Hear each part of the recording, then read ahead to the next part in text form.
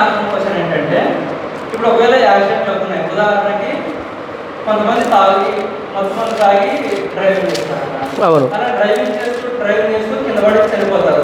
అది కూడా దేవుని సిద్ధమేనా?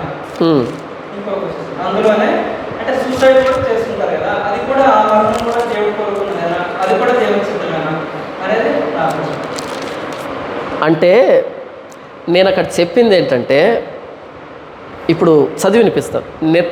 మొదటి ప్రశ్న, యాక్సిడెంట్లకి, ఆత్మహత్యలకి, ఈ ప్రకృతి వైపరీత్యాలకి కారణం దేవుడేనా అన్నది ప్రశ్న. నిర్గమకాండం 21వ అధ్యాయము 12-13 వచనాల్లో, నరుని చావగొట్టిన వారికి నిశ్చయముగా మరణశిక్ష విధింపవలెను. ఇది ఇంటెన్షన్గా చేసినటువంటి మర్డర్ ఇది. 13, అయితే వాడు చంపవలనని పొంచి ఉండకయే దైవికముగా వాని చేత ఆ హత్య జరిగిన ఎడల వాడు పారిపోగల ఒక స్థలము నీకు నిర్ణయించేదను.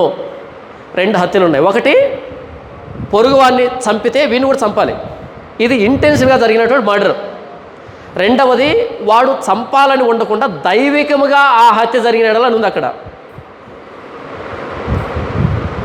కావాలని కాకుండా జరిగింది, దాన్ని ఏమంటాం మనం? యాక్సిడెంట్ అంటాం. కానీ ఇక్కడ ఏమని రాయబడింది? దైవికముగా. అంటే దేవుడు అక్కడ నిర్ణయించాడు ఆ వ్యక్తిని ప్రాణం తీయాలని, అలా చనిపోయాడు. నా చేతిలో పోయింది, కానీ నేను అనుకోని కాదు చంపింది ఆ వ్యక్తిని, అది దైవికంగా జరిగింది. ఓకే. యాక్సిడెంట్ అంటే ఎలా జరిగింది? దేవుని ద్వారా జరిగింది. ఓకే. పైన కావాలని చంపడం, ఇంటెన్షనల్గా. కయ్యను హేబేలుని ఇంటెన్షన్గా చంపాడా, అన్ఇంటెన్షన్గా చంపాడా? చంపాడు. ఇప్పుడు హేబేలు ఎక్కడికి వెళ్ళి ఉంటాడు? దేవుని దగ్గరికి వెళ్ళాడు. ఈ వ్యక్తి కావాలని చంపాడు. ఈ విషయం దేవునికి తెలియదా? దేవుడు అనుమతించలేదా? యోబు గ్రంథంలో అపవాది వచ్చి యోబును శోధించే క్రమంలో యోబు బిడ్డలను చంపేసింది, కుటుంబాన్నంతటిని సర్వనాశనం చేసింది, అంతా పోగొట్టింది. ఇదంతా దేవుని అనుమతితో జరిగిందా, లేకపోతే యోబుకే అపవాది చేశాడా?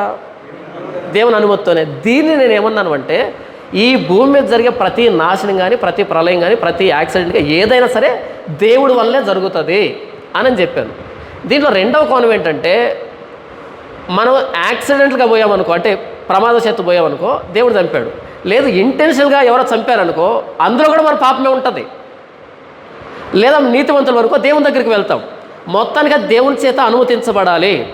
యెహెజ్కేలు గ్రంథంలో దేవుడు ఏమంటే, యెహెజ్కేలు నేను నిన్ను ఇశ్రాయేలు వారికి కావలి వారిగా నియమించాను. యుద్ధం వచ్చేటప్పుడు బోరు వదలు బాకానాదం చేయాలి.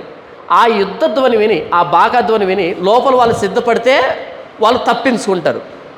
ఒకవేళ నీ శబ్దం విని కూడా వాళ్ళు పోయారనుకో, వాళ్ళ పాపాన్ని బట్టే పోతారు. ఒకవేళ నువ్వు బోరు ఓదలేదనుకో, వాళ్ళ పాపాన్ని బట్టి వాళ్ళు చచ్చిపోతారు. కానీ నిన్ను లెక్క అడుగుతాను అని అన్నాడు. 2 సందర్భాలు. నీవు బోరు ఓదాలి, నీ పని అది. విని తప్పించుకుంటే తప్పించబడతారు. లేదు విని కూడా అలాగే ఉంటే వాళ్ళ పాపాన్ని బట్టి పోతారు. నీవు బోర ఓదలేదనుకో, ఓదకపోయినా చస్తారు, వాళ్ళ పాపాన్ని బట్టి చస్తారు. అయితే నిన్ను లెక్క అడుగుతా అని చెప్పాడు. అంటే తెలిసి ఏదైనా ఉపద్రవం జరిగినా, తెలియకుండా ఉపద్రవం జరిగినా మనం వాటి పేర్లు పెట్టచ్చు. యాక్సిడెంట్ అని, మర్డర్ని, ఇంకోటని పేరు పెట్టచ్చు. కానీ అది దేవుని ప్రణాళికలోనే, దేవుని అనుమతితోనే జరుగుతుంది కదా. అంటే ఆయన దగ్గర నుండి చేయిస్తున్నాడు కాదు, ఆయన అనుమతితోనే జరుగుతుంది కదా. భూమి మీద నాశనములు కలగజేవాడు ఆయనని కీర్తన గ్రంథంలో రాయబడింది. మహోన్నతులకు దేవుని నోటి నుండి మేలును కీడును బయలుస్తున్నామని రాయబడింది. కాబట్టి ప్రతిదానికి దేవుడు అనుమతి కావాలి. ఆ కోణంలో నేనేమన్నాను అంటే, ఇదంతా ఆ వ్యక్తికి తెలియదు, ఇంటర్వ్యూ చేస్తున్న వ్యక్తికి తెలియదు, నాకు సారం తెలుసు. కాబట్టి ఇవన్నిటికీ దేవుడే కారణం అంటే అవేవే లేదంటే నేను చెప్పను. నోవా జలప్రలయం వచ్చింది ఎవరి వల్ల? దేవుడి వల్లే. అయితే వీళ్ళ పాపం ఉంది అందులో. వీళ్ళ పాపం లేనప్పుడు రక్షించాడు నోవాహుని, ఆయన ఫ్యామిలీని. పాపం ఉన్న వాళ్ళు మునిగిపోయారు. వచ్చిందైతే దేవుని వల్లే కదా. సొదొమ గొమొర్రా అగ్నిగంధకాలు గురిసాయి ఎవరి వల్ల? దేవుని వల్లే కదా, దేవుని దగ్గర నుంచే కదా. అయితే పాపం లేని వాళ్ళు తప్పించబడ్డారు, పాపాత్ములు పోయారు. మొత్తంగా ఈ భూమి మీద ఏం జరగాలన్నా ఆయన సార్వభౌమ అధికారం కిందనే జరుగుతుంది అన్నది ఆ వ్యక్తికి నేను చెప్పింది. అయితే ఈ ముక్క అర్థమై కూడా దాన్ని ఎందుకు వక్రీకరించారు అంటే, ఏదో ఒక విషయంలో జానపాలని తప్పుపట్టాలి అంతే. నేను ఇంతకుముందు కూడా చెప్పాను, ఆయన చేతులే గాయం చేస్తాయి, ఆయన చేతులే గాయాన్ని కడతాయి. ఆయన సార్వభౌమ అధికారంలోనే సమస్తం జరుగుతుంది. ఒకవేళ జరగలేదు అంటే ఆయన దేవుడు కాకుండా పోతాడు. అలాగని హృదయపూర్వకంగా ఆయన బాధ పెట్టడు, మనం చేసిన పాపాన్ని తగిన ఫలితాన్నే ఇస్తాడు. ఆయన చిత్తంలోనే అన్నీ జరుగుతాయి. అది నేను చెప్పింది. అర్థమైంది?